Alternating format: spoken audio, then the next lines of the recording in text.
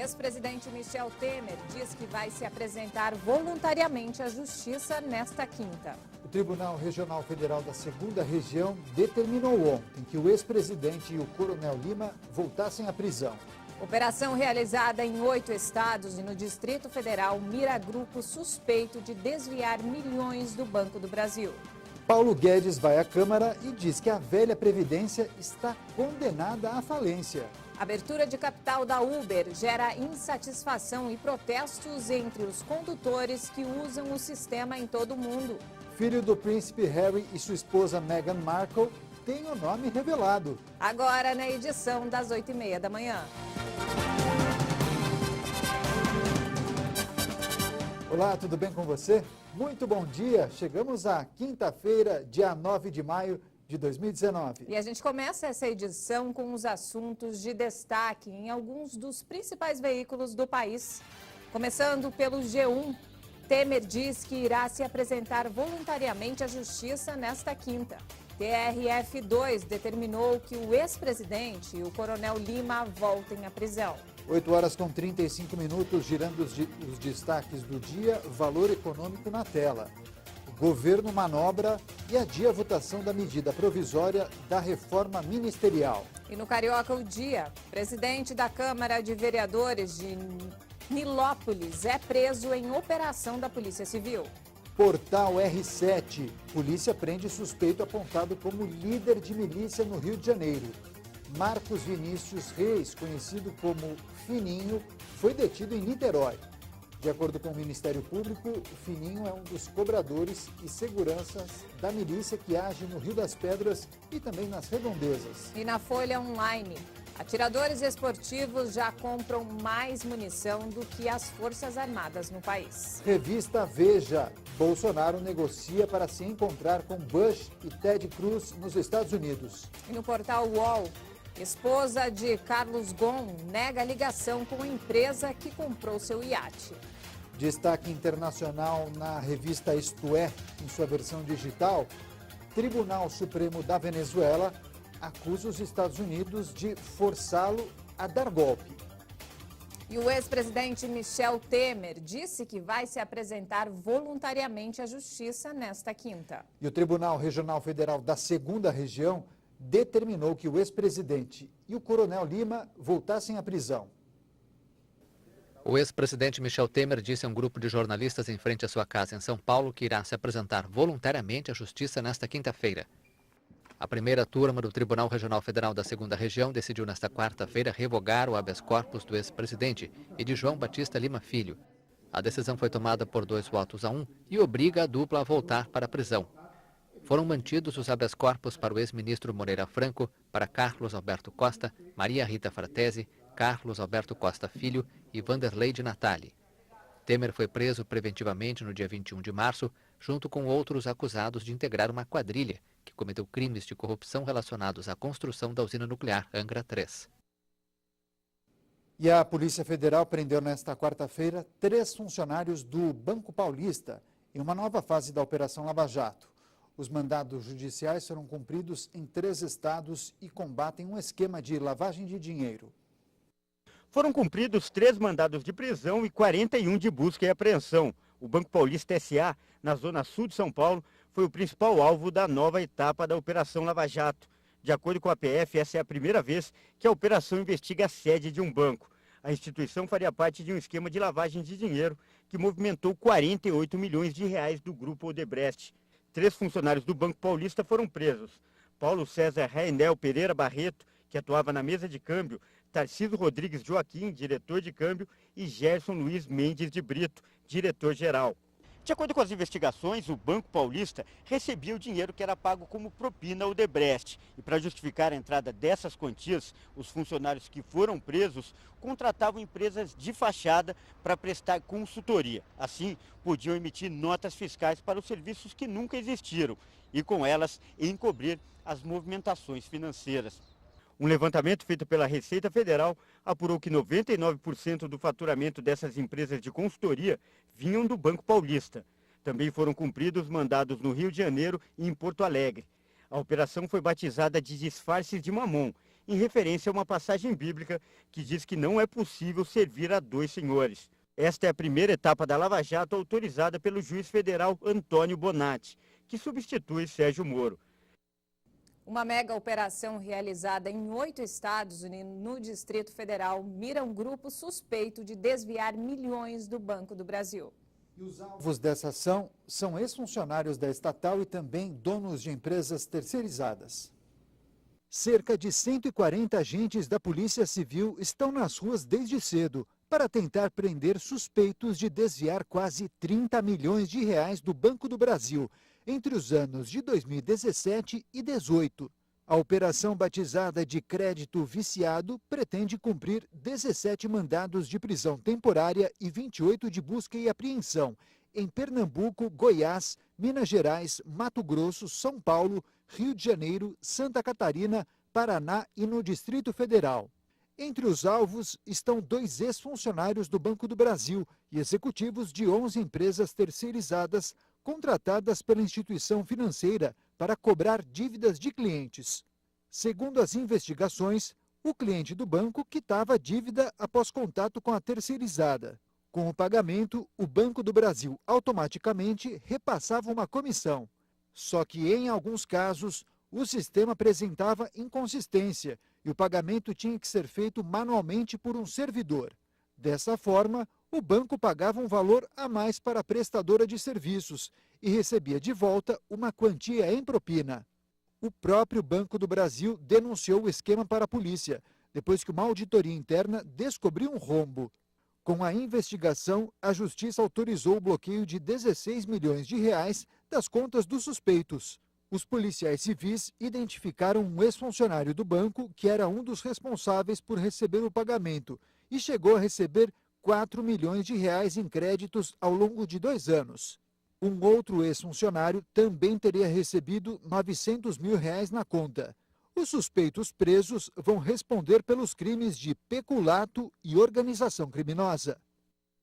E o ministro da Economia, Paulo Guedes, esteve na comissão especial que analisa a reforma da Previdência nesta quarta-feira. Em seu discurso, o ministro foi categórico. A velha Previdência está condenada à falência. Durante seu discurso, o ministro da Economia defendeu a aprovação da reforma e voltou a dizer que o atual sistema está condenado e que a velha Previdência favorece os mais ricos em detrimento dos mais pobres. Guedes disse ainda que sem a reforma da Previdência, dificilmente o governo terá condições de manter o pagamento de benefícios e salários, como já acontece hoje em alguns estados que estão endividados. A insustentabilidade financeira do sistema é evidente e os buracos apresentam em todas as suas modalidades. A Previdência de regime geral, que é o INSS do trabalhador privado, está com um buraco de 190 bilhões, são quase 200 bilhões. Estados e municípios estão se aproximando de 100 bilhões. O funcionalismo público está chegando a 50 bilhões. Os militares estão chegando a 20 bilhões. Então, o buraco está crescendo em todas as dimensões. Em seguida, foi a vez de Rogério Marinho fazer uma apresentação sobre a Previdência, chamando a atenção para dados e gráficos que mostram a realidade deficitária do sistema. Paulo Guedes respondeu a cada uma das perguntas. Foram mais de 80 parlamentares inscritos como oradores. Deputados favoráveis à proposta aproveitaram para elogiar a presença do ministro e falar da importância da aprovação da reforma da Previdência para o reequilíbrio das contas públicas. Olha, eu não tenho dúvida nenhuma de que a guerra da comunicação a favor da Previdência é uma guerra perdida. É uma guerra perdida, porque não adianta que você explique, coloque números e etc., mas é um tema muito complexo. E por isso é muito mais fácil a demagogia falar que vão acabar com a aposentadoria das pessoas. O deputado federal Davi Soares, do DEM, afirmou que apoia a reforma da Previdência e que, junto com os deputados, irá lutar para aprovar a proposta nos próximos meses. Nós apoiamos a reforma da Previdência, vamos fazer ajustes no texto apresentado pelo governo, mas vamos lutar para que em 3, máximo 4 meses esteja aprovada essa reforma da Previdência e logo depois a tributária, que o Brasil precisa reduzir a carga tributária. Hoje, os trabalhos da comissão especial devem continuar. Os parlamentares vão receber um especialista. E o ministro da Justiça, Sérgio Moro, esteve ontem na Câmara dos Deputados para debater o pacote anticrime apresentado pelo Ministério no início do ano. Sérgio Moro falou sobre as propostas de alterações em 14 leis e rebateu críticas ao projeto e também disse que as alterações sugeridas pelo governo protegem os mais vulneráveis. Durante a audiência, houve bate-boca entre os deputados. Depois, com os ânimos mais calmos, a sessão foi retomada. Deputados da base elogiaram e defenderam o pacote apresentado pelo ministro. E o Supremo Tribunal Federal decidiu nesta quarta-feira que as assembleias estaduais podem reverter ordem de prisão dada pelo Judiciário contra deputados estaduais. Com a decisão, os parlamentares estaduais só poderão ser presos em flagrante e em caso de crimes inafiançáveis. Destaque internacional, o presidente da Venezuela, Nicolás Maduro, determinou que todas as tropas que estão situadas na região fronteiriça com a Colômbia estejam em alerta máximo. A declaração aconteceu depois que o governo colombiano denunciou uma violação do seu território da parte de militares venezuelanos. A tensão entre o governo da Venezuela e o da Colômbia voltou a aumentar. O presidente venezuelano Nicolás Maduro alertou para uma possível escalada militar entre os dois países vizinhos. Terminar em uma escalada militar. Há uma escalada de declarações que podem acabar em uma escalada militar na fronteira dessas forças criminosas da Colômbia contra a Venezuela. Tudo isso é parte do plano do imperialismo americano. Sem lugar a dúvida. Maduro ordenou às unidades militares da fronteira ficarem em alerta máximo. Veja a seguir. A abertura de capital da Uber gera insatisfação e protestos entre os condutores que usam o sistema em todo o mundo. E você vai ver também, filho do príncipe Harry e de sua esposa Meghan Markle tem o nome revelado. Fique com a gente, nós voltamos já.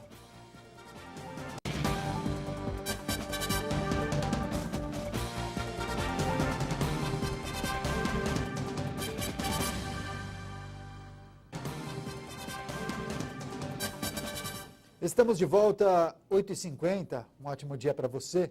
E os ministros do Supremo Tribunal Federal decidiram por unanimidade que leis que proíbam ou restringam o funcionamento de transporte individual de passageiros por meio dos aplicativos são inconstitucionais.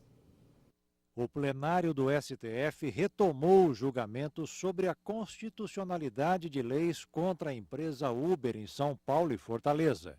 O julgamento foi iniciado em dezembro, mas estava suspenso por um pedido de vistas do ministro Ricardo Lewandowski.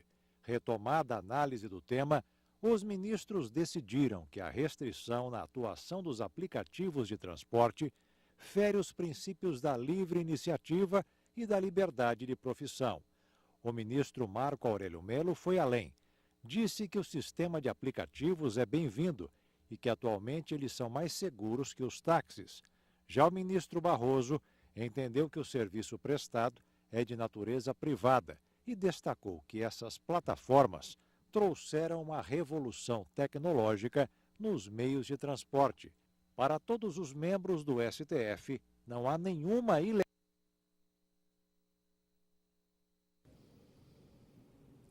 A abertura de capital da Uber tem gerado insatisfação dos condutores em todo o mundo. Ontem, os motoristas que prestam serviços para a empresa decidiram cruzar os braços em diversos lugares do mundo. A ideia é chamar a atenção da empresa para os ganhos dos condutores, que estariam desvalorizados. Os motoristas da Uber alegam que a entrada da empresa na Bolsa de Valores não vai mudar em nada a remuneração pelo trabalho deles. Esse processo apenas vai enriquecer a empresa. A ação batizada de Uber Off quer aumento de salário, além de benefícios básicos e transparência na tomada de decisões em todo o mundo. A greve foi organizada por diversos grupos de motoristas e com respaldo de entidades trabalhistas nos Estados Unidos e na Grã-Bretanha. Os valores já estão bem defasados, defasados há cerca de quase 3 anos. As tarifas elas estão congeladas. Isso é um grande implicante para cada um de nós, porque nós temos manutenção, é combustível, a depreciação do carro, e a gente não tem retorno por isso. Outra coisa que a gente luta muito é que a gente consiga saber para onde o passageiro vai. né, o destino do passageiro. Acho que isso é um direito do motorista, ele saber para onde ele vai. No Brasil, os motoristas também aderiram à paralisação global. Aqui em São Paulo, por exemplo, os condutores protestam contra a falta de segurança e também contra as baixas tarifas que são repassadas pelos aplicativos, fazendo com que muitos tenham que tirar dinheiro do próprio bolso para continuar rodando. A gente recebe R$ 1,05 pelo quilômetro rodado e 19 centavos e meio pelo minuto, tá? Teria que haver um reajuste de pelo menos 30% no quilômetro rodado, tá? E de 40% no minuto cobrado. Na capital paulista, os motoristas se reuniram no Vale do Anhangabaú, no centro da cidade, e seguiram até a sede da Bolsa de Valores. Outros estados, como Rio de Janeiro, Brasília, Bahia e Recife, também aderiram ao movimento. Aplicativos como a 99 também são alvos do protesto. O estado de greve começou às 8 da manhã e deve durar até a meia-noite desta quinta-feira. Caso as empresas não respondam, os motoristas pretendem continuar com ações para pressionar. Não ocorrendo nada hoje, tá? Nós vamos iniciar uma segunda fase da operação de manifestação, que é o processo de saturação, né? Onde nós estamos conscientizando e voluntariando motoristas que durante o horário de rodízio, né, da cidade de São Paulo, que eles não podem rodar, fiquem em pontos estratégicos da cidade com cartazes informando o que está acontecendo na relação Uber-motorista. As tensões envolvendo as condições de trabalho dos motoristas de Uber nos Estados Unidos já acontecem há algum tempo. Nova York foi a primeira cidade que adotou um piso de pagamento para os motoristas do aplicativo na tentativa de oferecer uma condição melhor de trabalho. A empresa busca um valor de mercado de 90 bilhões de dólares na Bolsa de Valores. Agora, destaques da previsão do tempo. Vamos começar espiando alguma região do país? Rio de Janeiro, que tal? Olha só, orla de Copacabana na tela. O dia começa com sol entre nuvens e também mar agitado. Muita gente já realiza atividades físicas, dando aquela corridinha, uma caminhada na calçada ali. Bonita imagem, hein? Bonita imagem. O sol chegou, né, Ju? Verdade. Vale destacar que não há previsão de chuva para a capital fluminense. As temperaturas sobem um pouco em relação a ontem. Os termômetros registram agora 24 graus e a máxima pode chegar aos 28. E na sua região, como fica o clima hoje? É o que a gente vai conferir agora com a previsão completa para todo o país. A passagem de uma frente fria pela costa da região sudeste mudou a direção dos ventos e provocou muita chuva sobre vários bairros do Rio de Janeiro na última terça-feira. Vamos dar uma olhadinha em alguns dos acumulados? Olha só, de acordo com dados do Alerta Rio, o bairro da Saúde teve 61 milímetros de chuva em 24 horas. Sobre a região da Tijuca, a chuva chegou a 48,4 milímetros e em Santa Teresa choveu 33,8 milímetros no mesmo período. E a chuva também foi muito volumosa sobre várias áreas do litoral do estado de São Paulo na última terça-feira, como foi o caso de Ubatuba, onde o Semadem registrou 88,5 milímetros de chuva em 24 horas. No mesmo período, São Vicente teve 50 milímetros de chuva e em Praia Grande, os acumulados chegaram a 40,6 milímetros de chuva. E o destaque para esta quinta-feira continua sendo a região sul do país, que está com chuva persistente devido à atuação de um sistema de alta pressão atmosférica que está sobre o oceano, empurrando bastante instabilidade sobre várias áreas da região. Além disso, uma mudança na circulação dos ventos vai colaborar para o aumento da instabilidade. Por isso, o alerta é para fortes temporais que podem acontecer desde cedo em todo o centro-sul e leste gaúcho, incluindo a região de Porto Alegre. Nesses locais, o sol não aparece e o predomínio será de céu nublado e chuva o dia todo. Agora vamos ver como é que fica o tempo nas outras regiões do país. Olha só, uma frente fria continua avançando em direção ao estado da Bahia, mas tende a se afastar para alto mar ao longo desta quinta-feira. Mesmo assim, ela deixa bastante instabilidade e provoca chuva a qualquer hora, com risco de chuva forte por toda essa faixa que vai de Salvador até áreas do extremo sul do estado da Bahia. Por outro lado, o ar mais seco volta a predominar, então o sol aparece entre muita nebulosidade por toda essa faixa que vai do litoral do estado de São Paulo e também sobre a capital, toda todas as áreas do Rio de Janeiro e também do Espírito Santo. O sol aparece forte o dia todo entre pouca nebulosidade e faz muito calor por toda essa faixa que vai do norte do estado de Minas Gerais, passando pelo interior do estado da Bahia até a região de Porto Velho, no estado de Rondônia. Agora vamos dar uma olhadinha em algumas das temperaturas sobre algumas capitais do país. Olha só, sobre a região de Salvador, o dia começa com mínima de 23, a máxima chega aos 29 graus. Em Belo Horizonte, mínima de 17, máxima de 28 graus. Em São Paulo, o dia começa friozinho, com mínima de 15 e máxima de 25 graus. E se você quer saber como é que fica o tempo na sua cidade, é só acessar o site da Climatempo ou baixar o nosso aplicativo disponível nas plataformas digitais. E o vulcão Sinabung, da Indonésia, entrou em erupção, liberando uma grande quantidade de fumaça e cobrindo vilarejos da região com cinzas. As imagens são lindas, mas também assustadoras. O Monte Sinabung da Indonésia entrou em erupção esta semana. O fenômeno liberou grande quantidade de fumaça a 2.000 metros e cobriu vilarejos da região com cinzas. O vulcão, localizado na ilha de Sumatra, está ativo desde 2010 e tinha entrado em erupção pela última vez em 2016. Nos últimos dias, a sua atividade disparou. O Gabinete de Gestão de Catástrofes indonésio afirmou que a erupção pode afetar o tráfego aéreo. Os vilarejos próximos foram avisados do risco de lava. A Indonésia tem 127 vulcões ativos. O vasto arquipélago do Sudeste Asiático está no chamado Cinturão de Fogo do Pacífico, onde se encontram placas tectônicas. Poucas horas depois de ter sido apresentado nesta quarta-feira, o filho do príncipe Harry e de sua esposa Meghan Markle teve o seu nome revelado. O bebê tem um nome longo, diferente, você se arrisca? Bem difícil, não, gente, é difícil o nome da criança.